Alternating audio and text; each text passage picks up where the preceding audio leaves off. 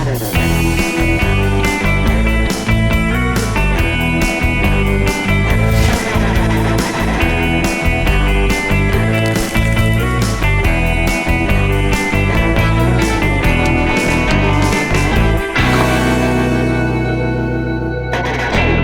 lagi dengan DDM.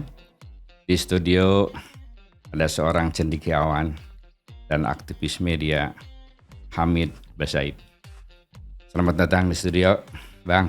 Terima kasih diundang, Kang Sehat, Dedi. kan? Sehat. Alhamdulillah. Kalau ketemu Anda tambah sehat saya nih. Amin, amin. Ya lagi semangat nih. Iya. Soal podcast. Iya. Nah, sekarang ini media-media masih mendiskusikan, memperdebatkan. Iya. Nah, kita mau lihat sisi yang mungkin belum dielaborasi oleh teman-teman para pengamat. Nah, kalau moderator tuh mulai dari nomor 2, saya ingin mulai dari nomor 3. Gitu. Pandangan Anda, tafsir Anda, kesan Anda tentang penampilan Pak Mahfud itu dari sudut kontennya, dari sudut penampilannya seperti apa? Pertama, saya kira yang paling penting konten lah ya. Yang lain-lain itu kembang-kembang aja, Bung.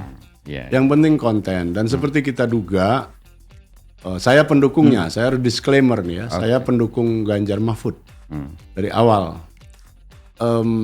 Seperti kita duga, Pak Mahfud tentu yang paling matang lah ya.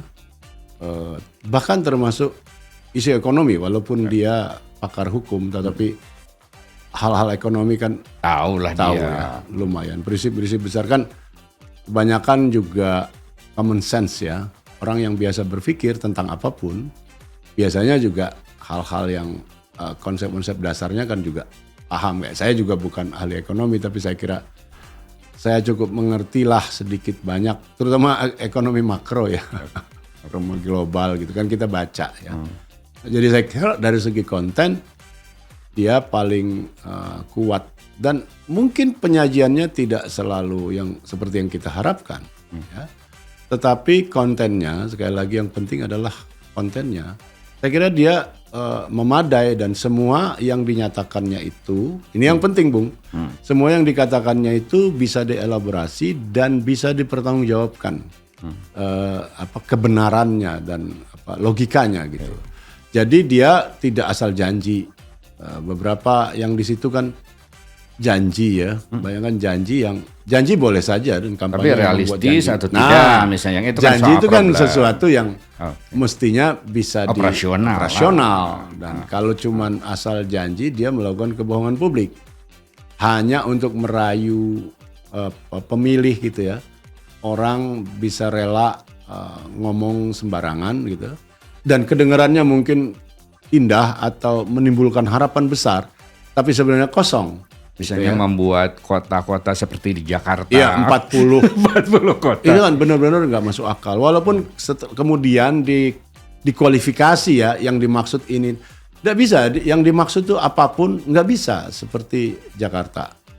Ya, saya bilang 100 tahun lagi pun belum tentu. Beberapa kota di Kalimantan misalnya ya, di Sumatera itu menyamai tingkat kemajuan Jakarta belum tentu.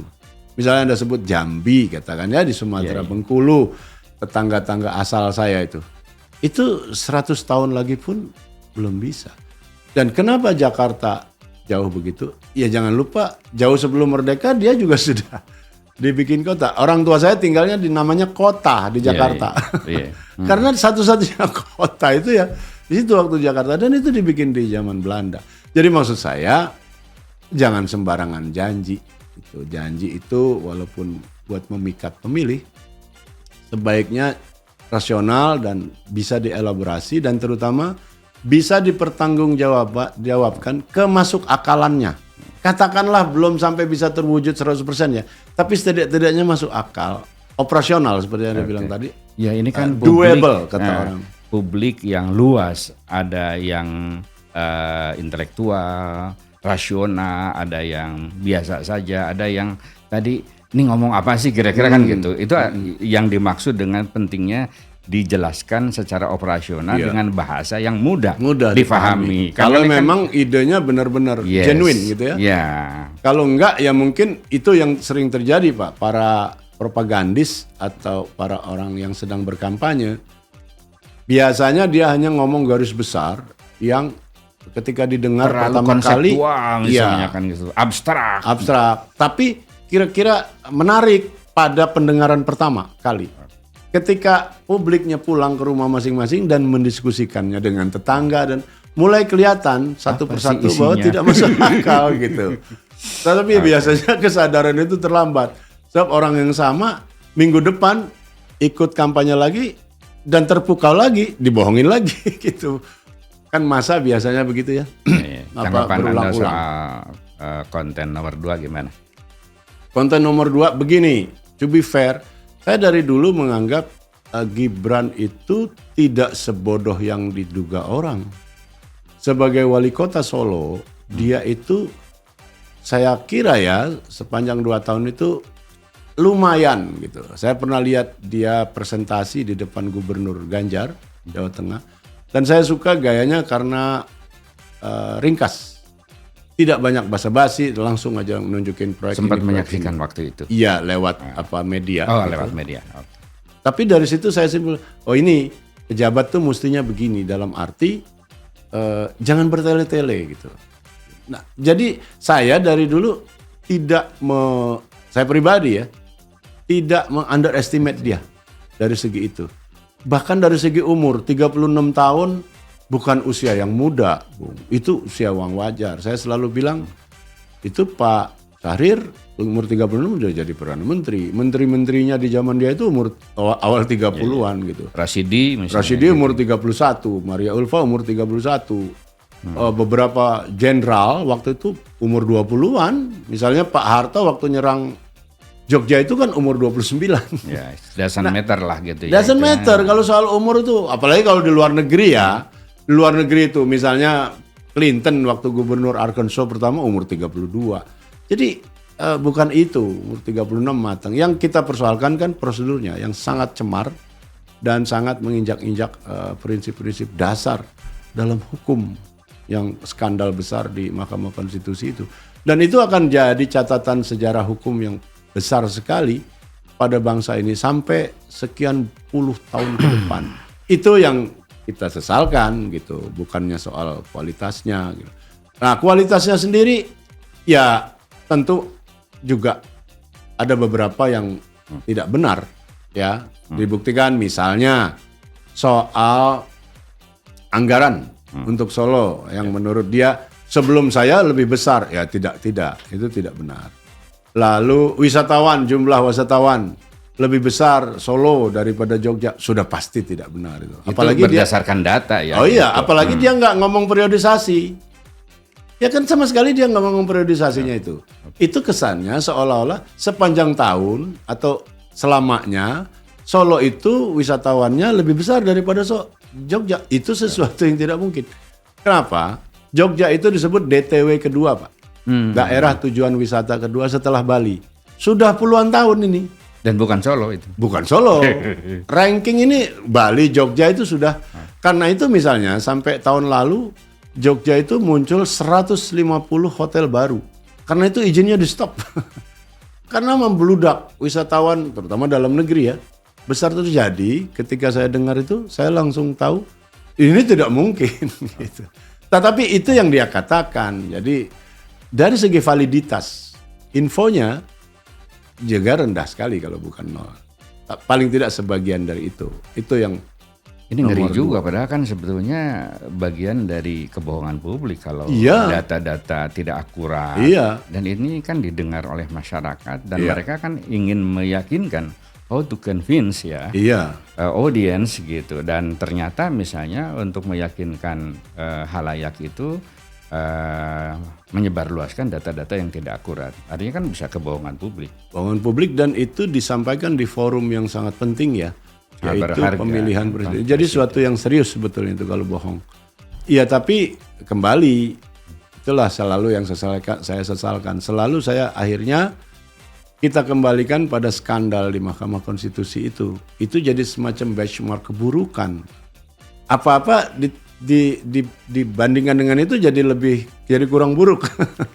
Termasuk bohong-bohong kayak gini di forum seperti itu ya. Saya kira orang nggak akan terlalu peduli. Apalagi buzzer masing-masing kan, yang satu nyerang, pembelanya juga kan banyak dan mengajukan berbagai macam dalih, alasan yang akhirnya kata orang nih post truth ya. Anda mempelajari itu dengan baik sebagai ahli komunikasi massa, dan ini yang terjadi gitu. Kebenaran itu sudah lewat lah, dan kebenaran tuh makin relatif deh. Acak-acakan lah intinya ya, tumpang tindih. Itu yang saya kira terjadi. Bagi politisi mungkin kebohongan publik itu bukan sesuatu yang sangat fundamental. Itu bagian dari strategi. Bagian dari strategi ya. Itu umum sekali, itu seluruh dunia Pak. Oke. Jadi kita lihat keluar sebentar. Debat di Amerika juga begitu. Gitu. Iya banget, apalagi Donald Trump. Ya. Donald Trump kan banyak sekali berbohong, dan puncaknya dia menyerbu gedung Kongres kan. Itu kan atas komando dia. Dan untuk itu dia lagi diusut. Sekarang ada 5 isu besar, isu hukum ya, yang dia akan pasti menjerat dia. Tapi masalahnya sekarang dia sangat populer dalam primary Republikan. Jadi pemilu Amerika mendatang sudah pasti Donald Trump lagi yang akan muncul dari Republik. Karena yang kedua setelah Donald Trump itu siapa? DeSantis, Roy DeSantis ya namanya. Itu kalah mungkin udah di atas 40 poin. Bayangkan, jadi, nah apalagi yang di bawah DeSantis ya, udah nggak kehitung lah. Yang pesaing terdekatnya aja udah jauh sekali. Nah, ya kadang-kadang kita putus asa Kang Deddy bahwa jangan masa ini di mana ya begini. Belanda kita lihat lagi, si siapa? Geert Wilders, ya kan anti-Islam, sangat anti-Islam ngomongnya, dia rasis. Dan partainya juga nggak besar, dia dapat 30-an% kali totalnya ya, mungkin dengan koalisinya, tapi dia yang bakal jadi nih. Jadi orang semacam itu ya dipilih. Banyak sih ya contohnya. Jadi ya dari segi itu bangsa kita pasti bukan yang terburuk. Atau Filipina yang dekat. Coba ya anak Marcos bau-bau, dan kalau ada acara-acara penting dia sengaja nggak hadir, absen, nggak ada masalah.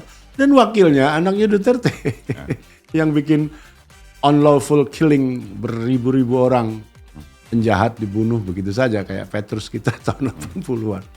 Nah, mereka lah yang sekarang terpilih gitu. Oke. Tapi dari sudut positioning pesan misalnya, kan yang satu jualan perubahan, yang satu keberlanjutan. Nah, yang satu lagi penegakan hukum, terutama yang di dan perbaikan. Nah, itu nyampe nggak ke publik? Itu yang terus terang saya cukup ragu.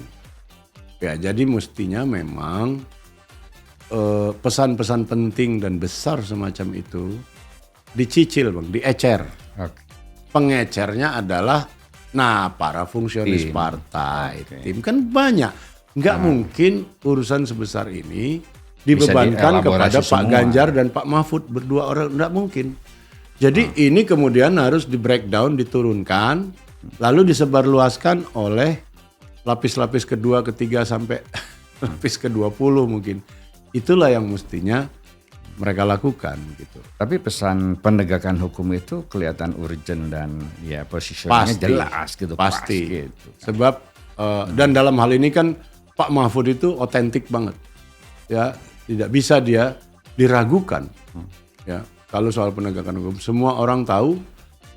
Mereka yang mengerti kehidupan pribadi juga tahu bahwa orang ini benar-benar sungguh-sungguh dalam soal penegakan hukum, karena dia tidak pernah tersandera dengan isu apapun, karena dia nggak punya kepentingan pribadi, nggak punya interest pribadi. Ya saya mengenalnya cukup dekat ya selama 40 tahun, jadi saya bisa memastikan itu. Masalahnya kembali, rakyat banyak massa itu yang Anda sebut tadi, lapisan-lapisan tadi, mungkin tidak terlalu memahami juga arti penting dari penegakan hukum. Apa itu penegakan hukum? Kan gitu. Oke. Sama juga dengan korupsi, Bung. Kan korupsi itu kita taken Begitu for banyak granted. dibicarakan orang, tapi orang sampai Nggak sekarang tahu. Jadi korupsi Sudah. itu kan makanan kita nih, kelas menengah terdidik ya katakan ya. Kita taken for granted bahwa korupsi itu sesuatu yang otomatis buruk. Belum tentu di mata orang-orang itu. Lihat aja, ya Anda lihat memang nggak enak fakta ini diungkap, tapi harus diungkap. Anda lihat semua survei, hampir tanpa kecuali. Di tingkat nasional maupun di tingkat daerah. Tingkat daerah maksud saya buat pemilihan gubernur atau pemilihan bupati. Kalau kita lihat preferensi pemilih, pemimpin seperti apa yang paling mereka inginkan, yang anti korupsi tidak pernah nomor 1, Pak. Bisa nomor 4, nomor 5. Cukup kecil 12-17% saja yang menginginkan. Itu artinya apa? Ya orang-orang kayak kita ini ya, 12% itu gitu. Yang lainnya bukan, Pak. Mohon maaf. Jadi tapi kan kalau ditanyakan kepada mereka, apakah hak Anda itu kalau dikorupsi? Nah, kan bagaimana cara bertanya? Kan? Apakah Anda ingin anak Anda sekolah di gedung yang bagus, yang kokoh, yang gak bakal rubuh? Mau dong, itu. Iya, mestinya kan Apakah pertanyaannya begitu. nggak kepengen transportasi publik yang bersih, yang aman? Mau pasti. Itu kalau Anda mau itu, bantu saya.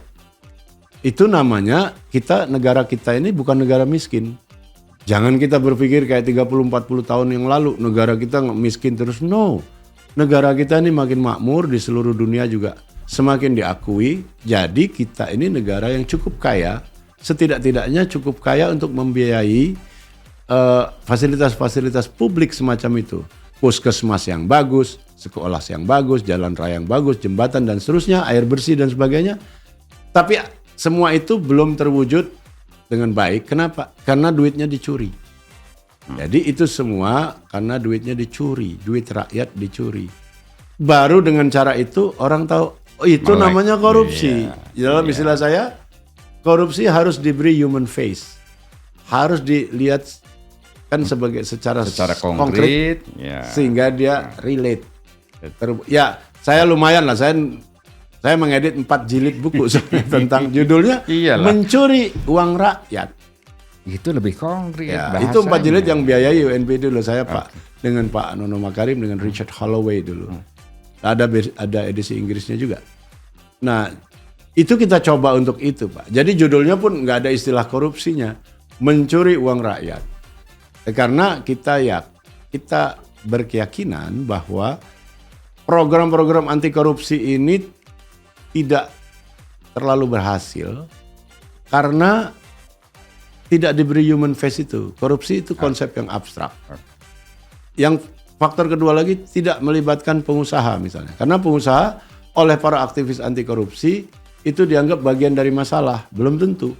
Pengusaha itu jauh lebih senang kalau bersih sehingga biaya produksi dia rendah. Seperti Mereka dijelaskan sama Pak Mahfud waktu itu ya. Iya, jadi kaum debat, pengusaha juga ya. harus dilibatkan untuk gerakan anti korupsi. Justru Jadi emang rantai birokrasi yang lama segala macam Iya. terus Red di setiap meja iya, gitu kan. kata Pak harus Mahfud nyiapin kan amplop. 24. Ya kan? 24 meja. Nah, itu dalam debat itu juga banyak sekali disebut soal investasi. Terutama investasi asing lah ya yang diharapkan. Karena engine pertumbuhan itu, mesin pertumbuhan itu memang investasi di seluruh dunia sepanjang sejarah. Jadi itu penting sekali. Ya. Nah, Masalahnya- kenapa? Masalahnya adalah tadi red tape. Pemanfaatan dari Satu. investasi itu efektif, efisien. 1, 2 mau masuknya aja setengah mati. Ada red tape birokrasi tadi. Kedua, berapa meja yang harus dilalui? Ada studi dari Bank Dunia. Sekian tahun lalu, saya lupa tahun berapa. Bank Dunia itu masih menyebut 58 hari, Pak. Sebelumnya ratusan hari. Jadi kalau saya punya duit, saya mau buka pabrik, misalnya di Indonesia, saya datang ke pejabat-pejabat berwenang, investasi lah segala macam, menteri ini. Berapa lama? Itu bisa 7 bulan, 6 bulan sebelumnya. lama dipangkas oleh menteri baru, dibikin rasional dan sebagainya, kata Bank Dunia masih 58 hari. Masih besar. Sekarang Anda datang ke Singapura misalnya, atau mungkin ke Korea. Di Singapura 2 hari selesai. Makin banyak Anda bawa duitnya, makin cepat diurusnya. Itu kan common sense saja, Pak. Nggak usah Anda pakai ilmu macam-macam, ya kan? Common sense saja. Ini ada orang masukin duit begini besar buat negara kita. Artinya apa? Artinya lapangan kerja yang terbuka akan beribu-ribu orang. Bisa dihitung, semuanya bisa dihitung, kan ada ilmunya. Kalau masukin investasi sekian dengan nilai sekian, maka kayak misalnya katakan contohnya transistor ya, atau apa namanya tuh? Baterai. Baterai buat mobil listrik segala. Kan ada LG dan sebagainya ya masuk. Kan itu mudah sekali menghitungnya, Pak. Masuk sekian, pabriknya sekian, butuh orang sekian. Multiplier efeknya dengan karyawan sekian, maka perlu ada hotel sekian, rumah makan sekian, transportasi sekian. Semua itu mudah sekali menghitungnya karena ada ilmunya. Tetapi hal yang begitu jelas-jelas menguntungkan bangsa kita dipersulit juga tuh. Apalagi di daerah, kata orang daerah, ini kan misalnya saya datang, ini saya udah dapat, oh itu kan orang pusat lain lagi, ini kami punya peraturan sendiri dan sebagainya. Jadi itulah 58 hari, Pak. Bang, dulu ya menurut Bank Dunia. Berapa tingkat kebocoran kita ini APBN? Biasanya 30, 40? Biasanya yang dipakai kan normanya bapaknya Pak Prabowo tuh. 30. Pak Sumitro kan selalu nyebut dari tahun 80-an dulu ya. Dia nyebutnya kebocoran 30% minimal. Kayaknya lebih sekarang. Saya nggak tahu berapa. Nah, yang jadi lucunya lagi logikanya begini orang. Oh tapi kan negara kita tetap jalan tuh. Jalan-jalan dibangun, listrik diperluas dan sebagainya. Artinya kayaknya nggak ada masalah. Yang hilang. Orang nggak berpikir sebaliknya. Kalau semuanya bersih, ini bisa 3 kali lipat dari ini.